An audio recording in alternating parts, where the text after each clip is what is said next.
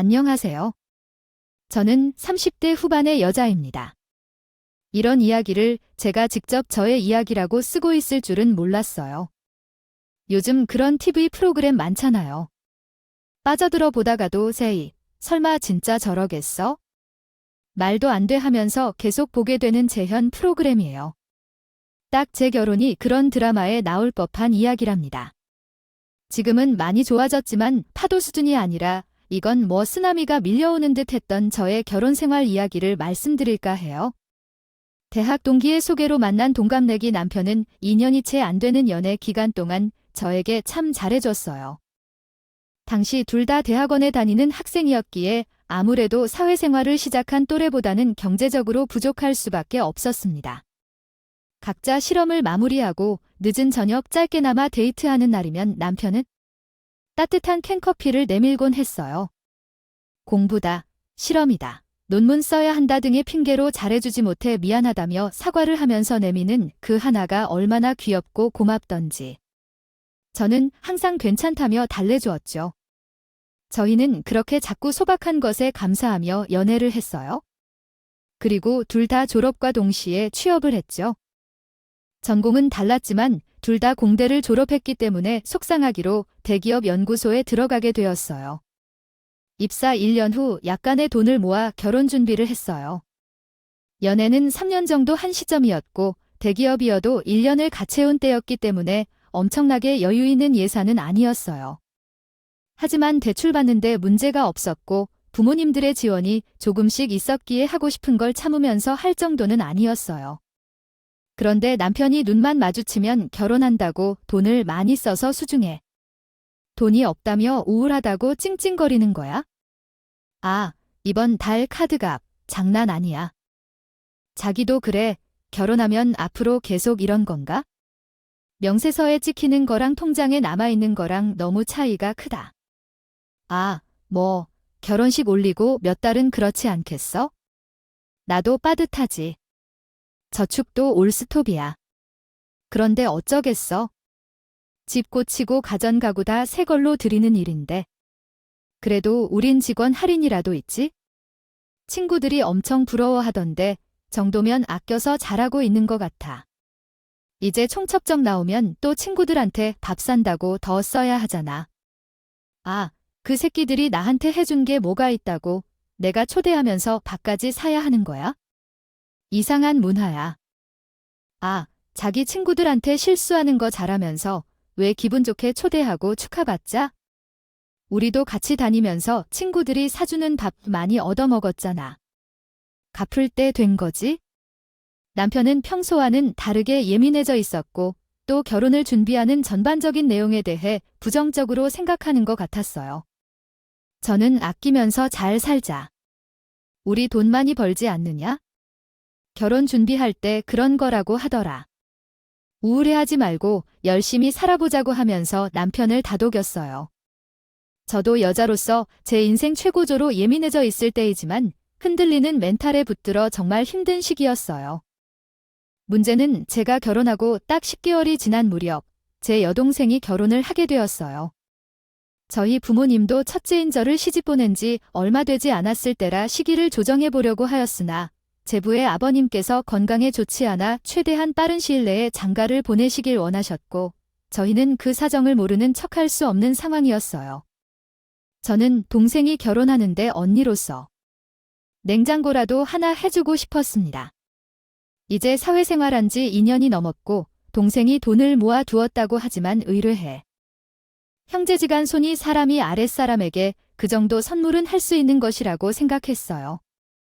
그런데 제가 동생 결혼 선물로 가전에 보태주겠다고 하자 남편이 그걸 알고 호들갑을 떠는 겁니다. 어후, 아, 초절. 냉장고에 주면 우리 진짜 손가락만 빨아야겠다. 굴비 구워서 천장에 달아놓고 간장 찍어 먹어야 하는 거 아니야? 카드값 보소. 이제 겨우 마무리됐나 했는데 또 다시 통장이 텅텅 비겠네. 이제부터 컵라면만 먹고 살아야겠다는 둥 출근할 때 걸어 다녀야겠다는 둥 과하게 불만을 표출하는 거예요.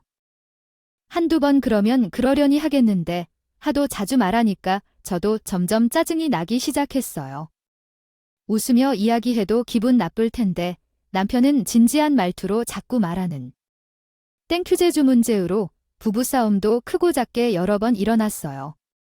아이, 한겨울에도 땀이 나는구나. 지하철역에서부터 버스 안 타고 20분에 걸어왔네. 아, 발 다 얼었어. 처제, 최신형 냉장고 선물해주고 돈 아낀다고 우리 참 고생이다. 자기도 버스 안 탔지. 자기야, 적당히 해. 냉장고 최신 영상건 맞는데 내 동생 결혼인데 자기 계속 그래야겠어. 내가 뭘 아껴야 잘 산다며. 그리고 뭘 그만해. 내가 없는 말했어? 내가 어디 지나가는 사람 결혼한다고 선물한 거야?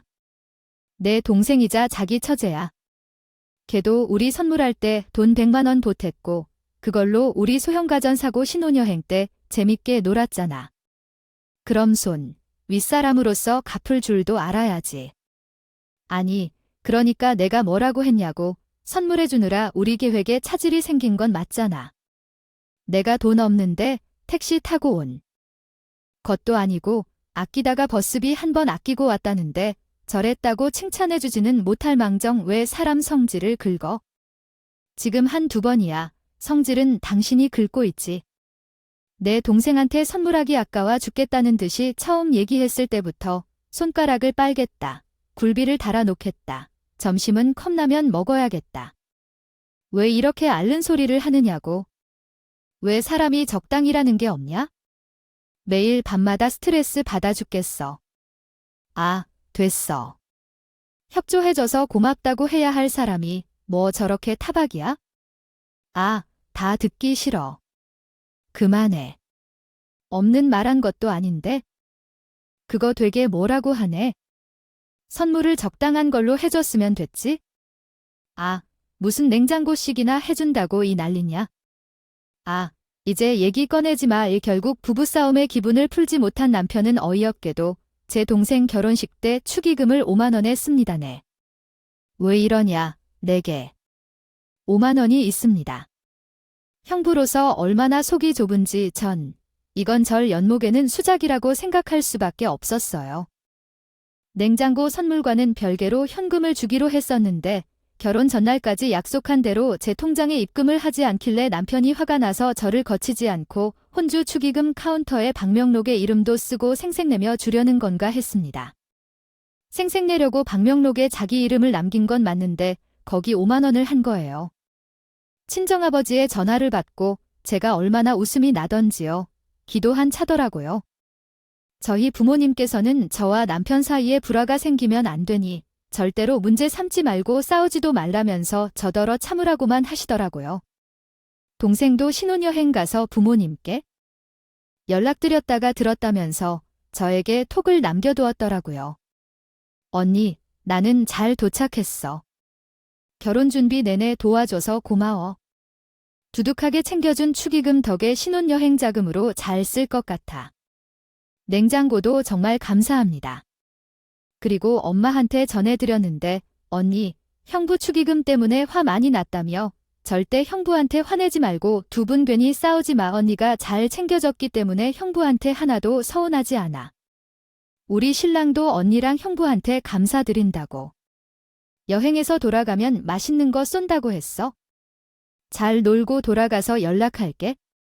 속으로는 우라가 치밀었지만 부모님도 동생도 괜히 싸우지 말라고 말하니 제 마음을 겨우 진정시키고 남편에게 축의금과 관련해서는 단 한마디도 꺼내지 않았어요.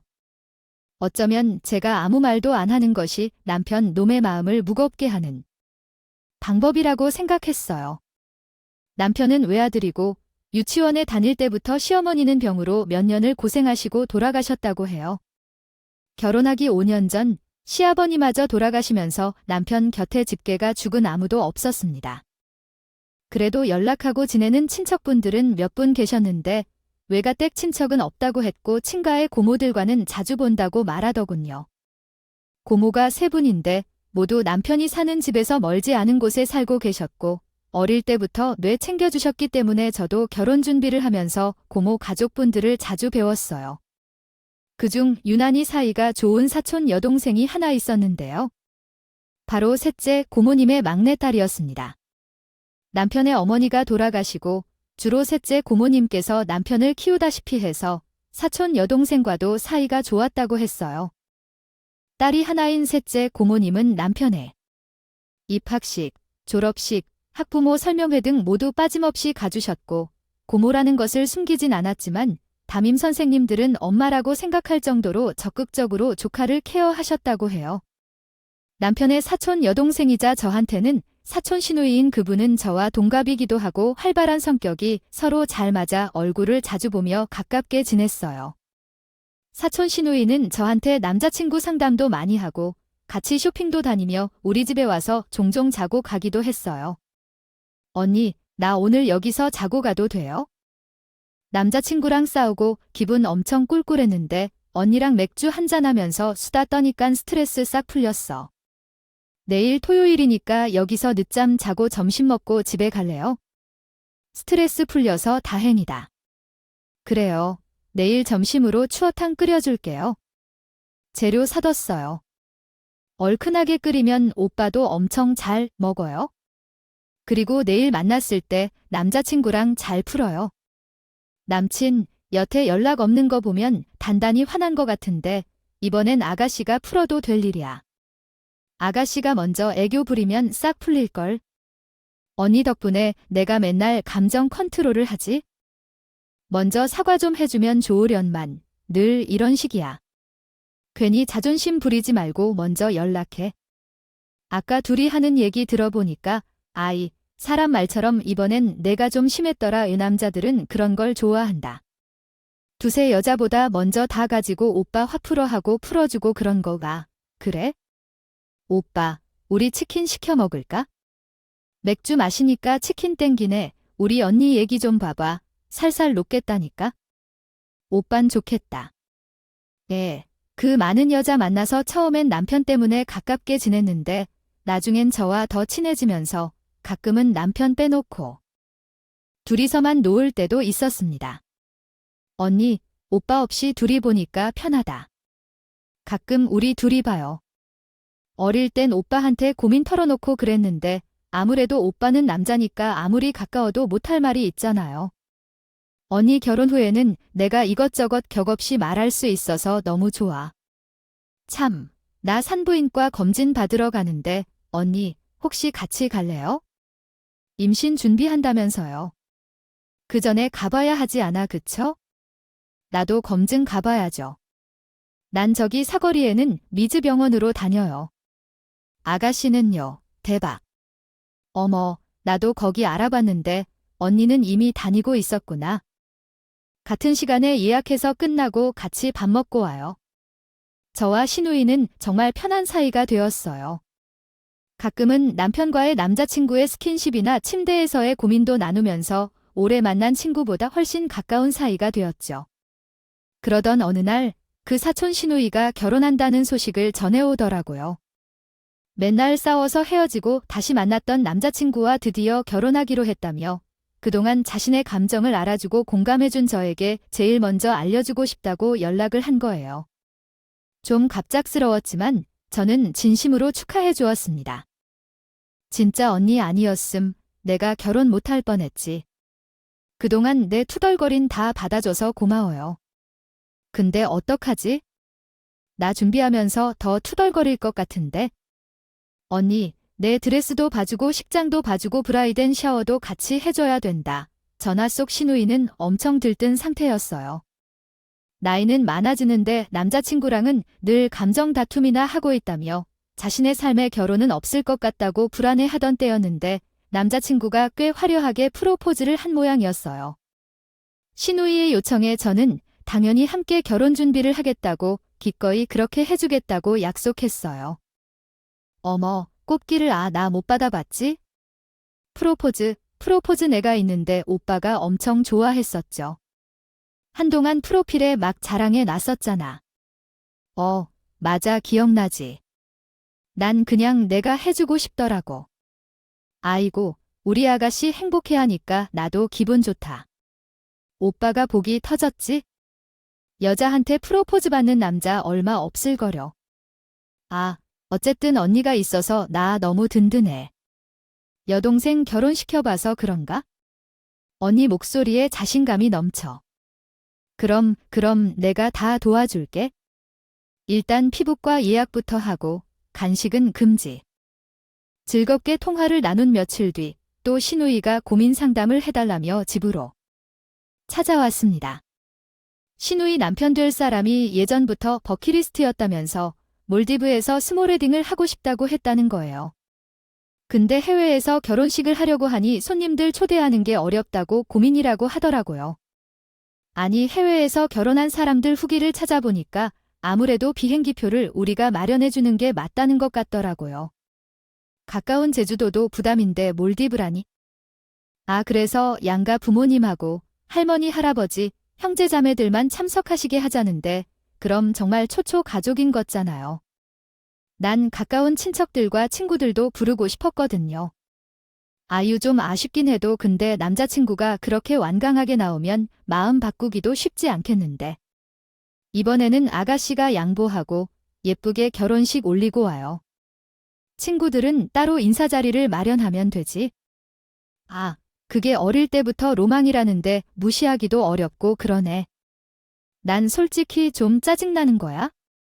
아무리 신랑 쪽에서 다 부담한다고 해도 내가 생각한 결혼식이랑 많이 다르게 흘러가잖아. 아유, 그것도 신랑이 여유가 있으니까 그런 해외 결혼식 상상도 하고 실제로 다 부담한다고 하네. 그거 아가씨 복이에요. 즐겨 해준다고 할 때 누리라고 신우이는 본인 신랑 의견에 따라주겠다고 마음먹었지만 자신이 그려왔던 결혼식과는 많이 다르다며 아쉬워했어요. 저는 어쩔 수 없지 않냐며 이왕 이렇게 된 거 즐거운 마음으로 준비하라고 속상해하는 신우이를 위로해 주었어요. 그런데 신우이가 결혼을 하겠다고 이야기한 질문부터 저희 남편이 왠지 모르게 제 눈치를 보는 느낌이 들었어요. 그리고 얼마 후 남편이 왜 그토록 제 눈치를 보며 어색한 표정을 지었는지 이유를 알게 되었습니다. 결혼 3년 동안 모은 적금을 깨려고 한다는 거예요. 그 적금은 저희 부부의 아이가 태어날 때 쓰려고 했던 목표가 아주 뚜렷한 돈이었죠. 둘이 열심히 모은 게 5천만 원이 조금 넘었습니다. 그리고 제가 그 적금에 손을 대려는 이유가 무엇인지 다그치죠. 아니, 사촌 신우이에게 결혼 자금을 마련해주고 싶어서라고 대답하는 게 아니겠어요. 그동안 본인을 키워주다시피 했던 셋째, 고모와 고모부께 너무 고마워서 이렇게라도 은혜를 갚고 싶다면 저 말이죠. 저는 어이가 없었습니다. 그게 말이나 되는 소리입니까? 그리고 그걸 왜 우리가 같이 모은 적금으로 준다는 건지? 저는 이해할 수 없다고 했어요. 절대 안 되다고 길길이 날뛰었죠. 당신 너무한 거 아니야. 그렇게 고모님께 은혜를 갚고 싶으면 당신이 따로 돈을 모았어야지. 통장에 있는 돈이 뭔지 기억은 해? 우리 아기 생기면 쓰자고 했던 거야? 아기 키우는데 돈이 한두 푼 들면 줄 알아? 아니, 생각은 있는 거야? 없는 거야? 나 좀 서운하네. 근데 제가 아무리 길길이 날뛰어도 해결이 안 나는 게 남편도 이름으로 저 꿈을 드러내서 남편이 저 몰래 깨서 돈을 갖다 써도 바로 알 수가 없다는 것이었어요. 혹여나 제 의견은 묵살한 채 미래의 제 아이를 위한 돈이 사촌 신유에게 갈까 봐 답답해서 죽을 노릇이었어요. 아, 근데 너무 웃긴 게 사촌 신우이도 제가 남편의 의견에 반대한 이후로 제 연락을 안 받는 게 아닐 거예요. 이것들이 쌍으로 날 엿먹이려고 하는 건가 싶었습니다. 속이 까맣게 타들어가는데 제 여동생과 통화하다가 이 사실을 동생에게 알렸어요. 제 부가 은행에 다니기에 어떻게 좋은 방법이 없겠냐고 물었죠. 그러자 자기가 남편을 통해서 좀 알아보겠다고 생각을 좀 해보자고 한 동생은 이걸 또 우리 부모님께 말하게 됐습니다. 제가 부모님께는 절대 알리지 말라고 했는데 자기도 모르게 실수로 언니가 이런 고민을 하고 있더라며 이야기를 했다는 것입니다. 고장 친정엄마에게 연락이 왔는데 엄청 흥분한 목소리로 남편을 가만 안 두겠다고 하시더군요. 아이, 뭐 이놈이 이젠 하다하다 사촌 동생한테 돈까지 주려고 하는 거냐? 이 정신 나간 놈, 내가 가만 안 둬. 너도 정신 똑바로 차려. 엄마가 화가 많이 나셨다고요? 전 여태 살면서 엄마가 그렇게 씩씩대는 걸 본 적이 없습니다. 엄마가 뭔가 저한테 말하지 못한 얘기가 있는 것 같았어요. 엄마는 내일 당장 저희 집에 오시겠다는 말만 남기고 전화를 뚝 끊으셨어요. 동생 결혼 축의금 사건 때 제 앞에서는 아무렇지 않은 척 하셨지만 속으로는 정말 많이 서운하셨었나 보다 했습니다. 엄마가 오시기로 한 날 아침, 남편은 이틀 전 5천만 원을 사촌 시누이에게 줬다고 쐐기를 박더라고요. 아, 저는 진짜 남편은 머리채를 자꾸 따졌어요. 조금 깼다. 5천만 원 결혼 준비하시라고 고무 드렸으니까 그래라 뭐 누구죠? 내가 안 된다고 했지? 너 대체 누구 편이야? 너 이제 결혼했어네. 인생에서 나랑 앞으로 생길 우리 아가가 우선이어야 하는 거 아니야? 내가 어떻게 나한테 이럴 수 있어? 나 사촌 시누이 불러다가 그 돈 다시 내놓으라고 할 거야. 아무리 고모가 당신을 키웠다지만 그게 무슨 돈인 줄 알고겐 그 돈을 덥석 받아간대. 저는 출근길에 난리를 치며 눈을 뒤집고 시누이랑 고모 욕을 했습니다. 그러자 남편 놈이 갑자기 저를 확 밀쳤고 저는 뾰족한 서랍장 모서리에 허리를 세게 찔렸어요. 이젠 저한테 손까지 올리는 건가 싶었고 저도 이성을 잃고 울면서 악을 찔렀죠. 그래, 내가 이제 나한테 손찌검까지 하시겠다. 우리 동생 결혼할 때는 단돈 5만 원 낸 쫌생이 새끼가 네. 사촌동생 결혼한다니 5천만 원을 그냥 줘버리냐? 네가 혼자 모은 돈이어도 눈 뒤집힐 판에 그 통장에 왜 내가 함부로 손을 대? 너 지금 이게 말이 된다고 생각하냐? 결국 저희 동생과 비교하는 말을 쏟아냈어요. 그러자 남편 놈이 콧방귀를 끼며 하는 말이 아주 과감이더군요. 아, 네 동생은 내 핏줄 아니잖아. 나랑 상관없는 사람이냐. 그래서 뭐 5만 원만 줬냐? 아, 내가 알아서 잘 챙겼을 거야. 냉장고에 돈 얼마 줬냐? 2,300만 원을 줬을 거 아니냐고. 내가 내 동생 좀 챙긴다는데 그게 뭐가 그렇게 아깝냐?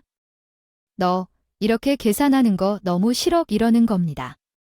그때 소란스러운 우리 집 현관문을 엄마가 부서져 있듯 두드렸어요. 문을 열자 엄마는 신발도 벗지 않고 들어와서 남편을 떼어내며 다짜고짜 남편 머리채부터 잡았어요. 남편은 저희 엄마마저 밀치며 소리를 질렀어요. 너희 자식이 어딜 손을 대? 내 딸한테 떨어져, 이 망할 놈의 자식아.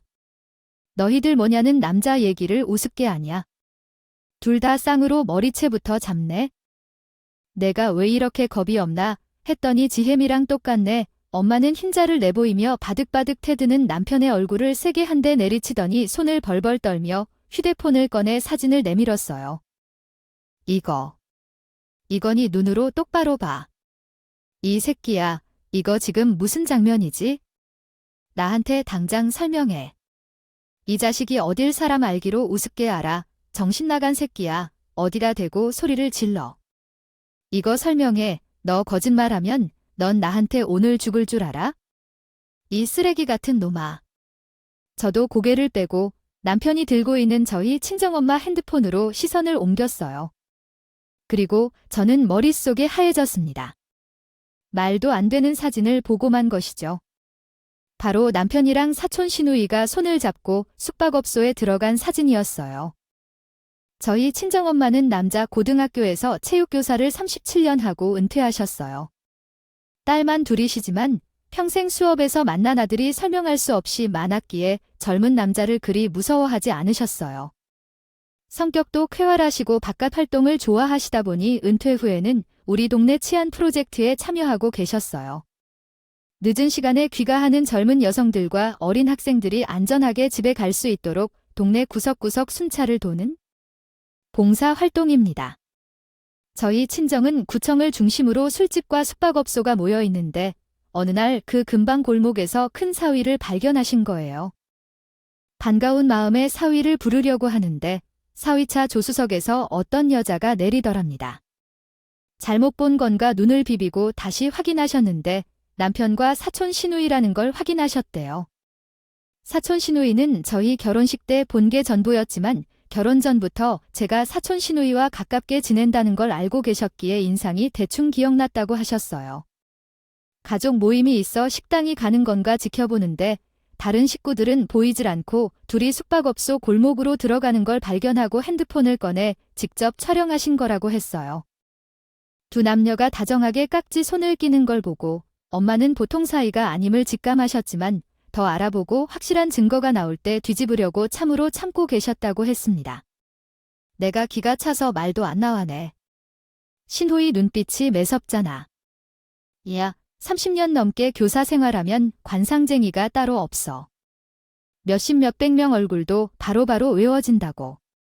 내가 보자마자 알았어. 그 신호인 걸 소름이 끼쳐서 내가 마을에 안 나오더라. 손 떨면서 사진 찍으니까 같이 순찰을 하는 아주머니가 대신 찍어줬어. 일찍 말하지 못해서 미안하다. 우리 딸, 어머니. 자기야. 아, 그래. 어머니가 직접 다 보셨다고 하니까 나 그냥 숨기지 않고 말씀드릴게요. 맞습니다. 저희 연인 사이입니다. 뭐, 아이고 혈압이야. 이 개만도 못한 놈이 누가 누구랑 너랑 걔랑 사촌끼리 연인이라니 이게 무슨 말이야? 미친 소리네. 너희 지금 뭐 하는 거야? 엄마, 지금 뭐라는 거야? 이 빌어먹을 놈, 너희 고모는 다 아시냐? 그년이랑 너랑 붙어먹은 거 이런 더러운 년 놈들을 봤나? 어디 남자 여자가 없다고 사촌끼리? 아이고 더러워라. 왜 간 생기나 했더니 너의 일부러 이러려고 그런 거지? 이 쓰레기, 벼락 맞고 뒤질 놈네. 결론부터 말씀드리자면 남편이랑 사촌 시누이는 불륜을 저지르고 있었어요. 그리고 더 충격적인 건 그 둘은 혈연인 사촌 관계가 아니었어요. 아니, 다행이라고 해야 할까요? 알고 보니 사촌 시누이는 15살 때 셋째 고모네 집에 입양을 온 사람이었어요. 어릴 때 거의 셋째 고모네 집에서 살았던 남편은 사촌 동생이 된 입양아이, 사촌 시누이와 10대 때부터 어른들 모르게 연애를 하고 있었고 서로 사랑을 나누었던 것이죠. 사촌 시누이 년이 그렇게 말해왔던 남자친구는 바로 제 남편이었어요. 결혼을 한다는 것도 거짓말이었고요. 그러니 당연히 몰디브에서 결혼식을 올리는 것도 거짓말이었죠. 제 생각엔 사촌 시누이가 결혼한다고 거짓말을 친 이유가 아마 절 안심시키고 둘이 바람을 피우려고 했나 봐요.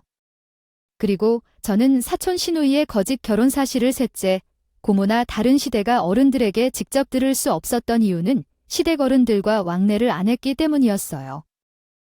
시부모님은 안 계시고 다른 친지분들을 제가 만날 일이 없을 뿐더러 따로 안부 인사차 왕래도 하지 않았기에 사촌 시누이와 남편 눈말만 듣고 그대로 믿은 것이었죠.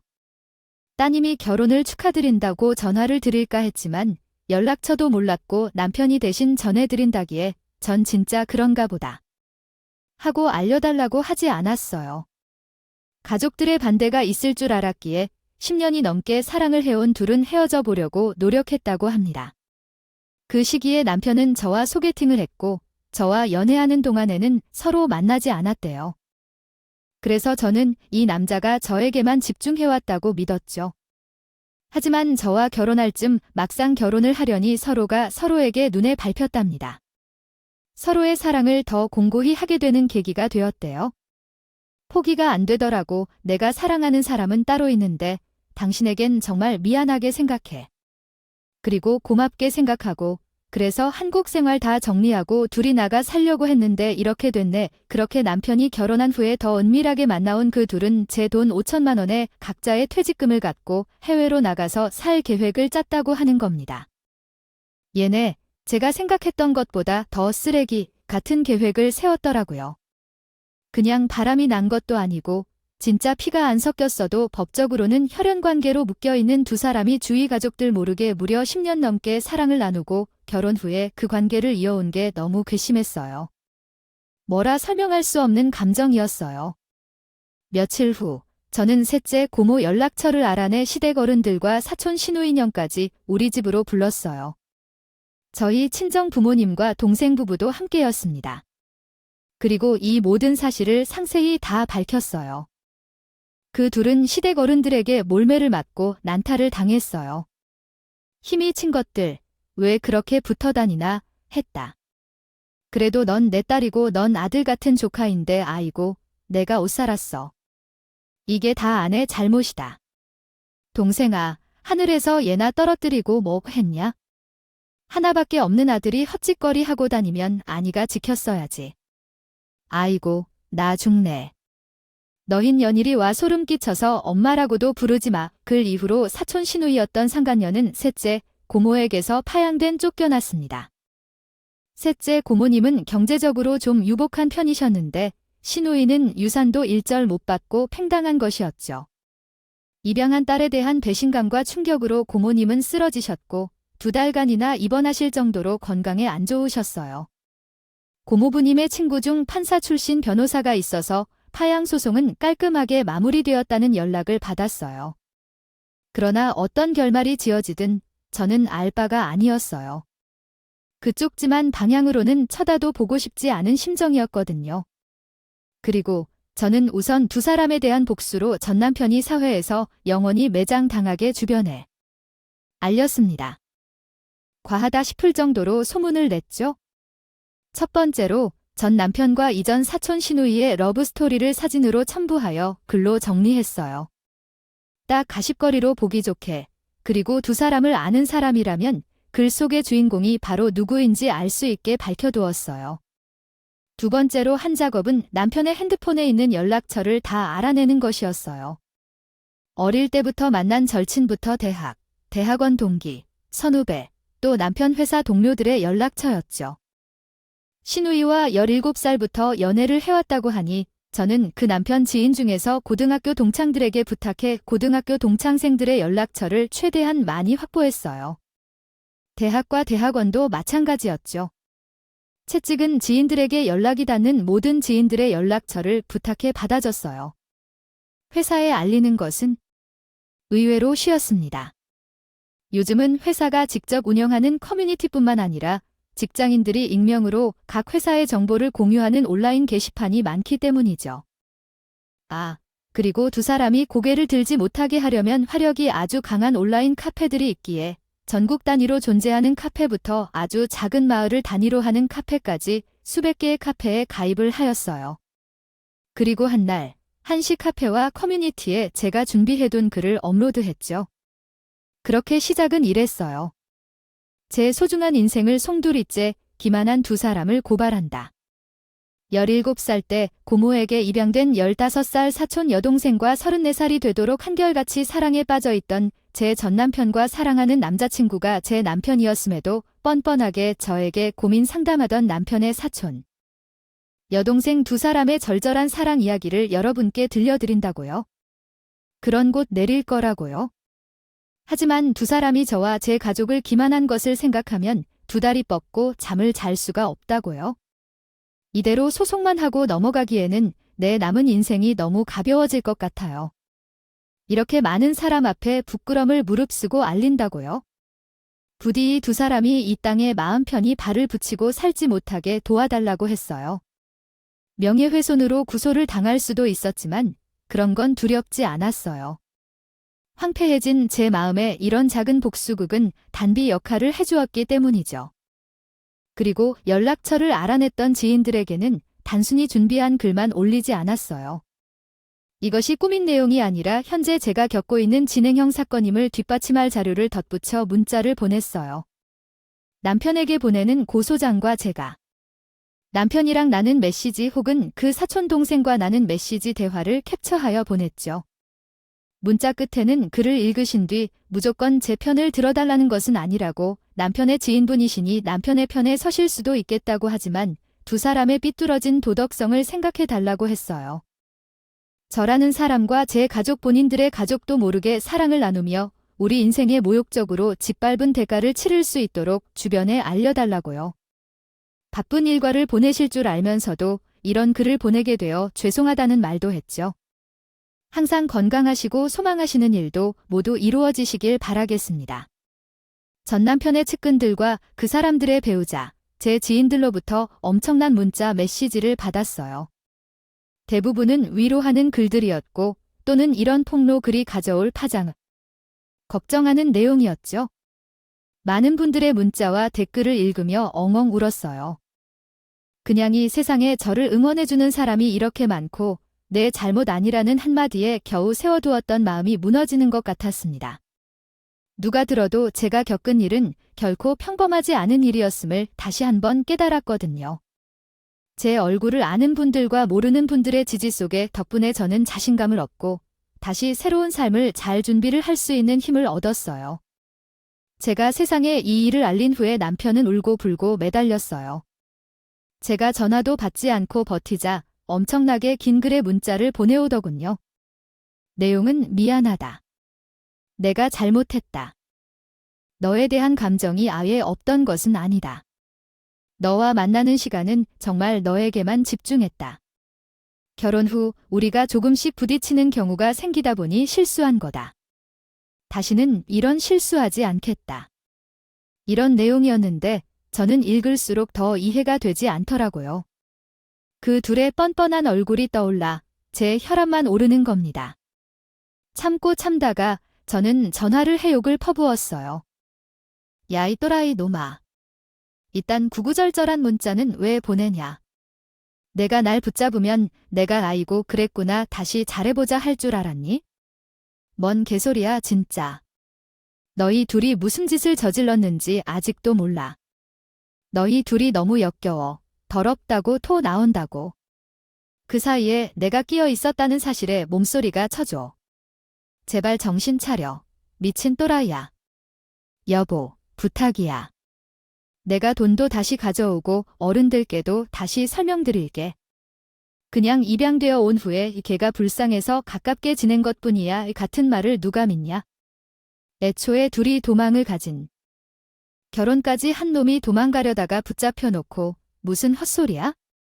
지나가던 개가 없겠다. 이 개만도 못한 새끼야. 정말 믿어줘. 걔 집착 때문에 이렇게 된 거라고. 나도 겁났어. 자기를 해칠 것 같아서. 걔가 하자는 대로 하려던 거야? 너희 때문에 내 정신이 오락가락한다. 진짜. 야, 그 입 닥쳐. 그리고 너 나한테 한 번만 더 전화하거나 문자하면 확 신고해버릴 테니까 그만해. 그리고 너 죽는 날까지 내 앞에 얼굴 내미지 마라. 변호사가 전화하면 변호사 전화나 잘 받아. 남편과 거친 통화를 한 이틀 뒤 상간녀인 사촌 시누이가 절 찾아왔습니다. 그년이 무릎 꿇는 모습을 봐야 했기에 문은 열어졌지요. 미안해요. 나 때문에 그렇게 오랜 시간 속이라던 건 아니었어요. 봉사활동 다니시던 엄마, 아빠 따라 좋은 분들인 거 아니깐 입양하지만 적응하기가 어렵더라고요. 나한테 부모님은 어릴 때부터 있던 존재가 아니니까요. 고종사촌이라 오빠랑 집도 가깝고 얼굴을 보다 보니까 살가운 성격에 오빠에게 마음이 생겼어요. 그리고 서로 마음을 확인하고 그렇게 세월이 흘렀네요. 용서해요. 죄송합니다. 너 뻔뻔하기도 하다. 나한테 괜찮습니다. 뭐 이런 말 들으러 온 거야? 갑자기 존댓말을 보고 안 어울리게? 눈물바람은 또 뭐야? 적당히 해라, 진짜. 천벌 받으려 남의 마음 가볍게 여긴될까? 반드시 치르게 해줄 거야. 인사과에 알렸으니까. 각오해도 제발, 제발. 거지 제보였다고 한 번만 말해줘요. 이 업계 그런 소문 나면 나 다시 취직 못해요. 뭐, 거짓이야. 말로 참, 아니니? 참 트루 진실. 회사에 알려지는 건 겁나 이미 알 사람은 다 할 거야. 무릎 꿇은 것조차 너무 가식적이야. 오빤 다신 안 만날게요. 마음 풀고 제발 용서해주세요. 죄송합니다. 울며 불며 회사에 알리지 말라고 하던 잠깐. 여신 우희는 호텔 업계에서 일하다 보니 품위유지 손상 관련 위반으로 징계를 받고 호텔에서 잘렸어요. 회사 측에서 친절하게도 저에게 직접 연락을 주었는데 제보해 주어 고맙다면서 아마 다른 호텔에서도 일하는 건 불가능할 거라고 하더군요. 그리고 그로부터 얼마 지나지 않아 저는 사기 결혼으로 소송을 걸었어요. 결혼한 지 이미 3년이 지났지만 혼인 취소 소송은 불가했지만 사기 결혼으로 승소하여 위자료를 받아냈어요. 상간녀 소송도 같이 진행해서 신우이년한테도 위자료를 받아내고 제 돈 5천만 원을 되찾아 최종 이혼하였습니다. 솔직히 제가 겪은 억울함을 생각하면 위자료는 너무 적은 액수였지만 당장 법적으로 할 수 있는 일이 이것뿐이더라고요. 전남편 회사에서도 권고사직을 통해 전남편을 해고했답니다. 그 인간이 앞으로 뭐 먹고 살지는 제 관심사에서 빼버렸어요. 저는 핸드폰도 바꾸고 저의 새 삶을 위해 이직을 계획하고 있어요. 그리고 마음의 안정과 리프레쉬를 위해 부모님 모시고 2달 정도 긴 해외여행을 다녀왔습니다. 위자료로 다녀온 거냐고요? 아니요. 경제적으로 풍족했던 전 남편의 고목에서 제게 대신 사과한다며 큰 액수의 돈을 보내오셨어요. 처음엔 물론 안 받겠다고 거절했지만 당신들도 마음고생했지만 누구보다 힘들 저에게 딸에게 주려던 유산을 일부 물려주시겠다고 했어요. 딸도 조카도 일은 자신들의 마음을 달래준다 생각하고 받으라고 하셔서 저는 무거운 마음이었지만 그 재산을 받기로 하였어요. 사실 사람에 대한 배신감으로 받은 상처가 회복되기에는 더 많은 시간이 필요할 것 같아요.